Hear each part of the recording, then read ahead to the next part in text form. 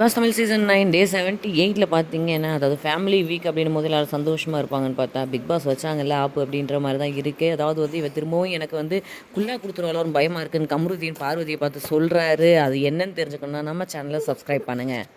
Watermelon பேச்சை கேட்டு இவன் வந்து என் பேரை நிறைய கெடுத்துட்டா, நார் அடிச்சிட்டா, பேட் டச் அப்படி இப்படின்ட்டு சொல்லி, ஆனால் எங்கள் அம்மா சத்தியமாக நான் எதுவுமே பண்ணல அப்படின்னு சத்தியம் பண்ணுறாரு. இது என்ன நடந்துச்சுன்னு தெரியல. ஆனால் இன்னொரு விஷயம் என்னன்னா, எங்களுக்குள்ளே ஒரு நடந்துடுச்சு, ஆனால் அது வெளில எப்படி ப்ரொஜெக்ட் ஆகிருக்கு தெரியல அப்படின்றாங்க.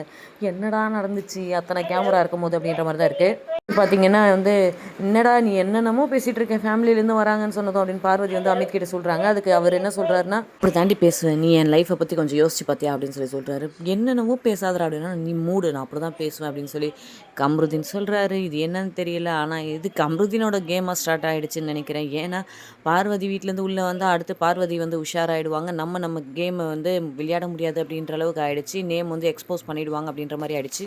ஓ சேராத இடம் சேர்ந்து வஞ்சத்தில் வீழ்ந்தாயடான்னு சொல்கிற மாதிரி ஆயிடுச்சு கம்ருதீனோட கதி.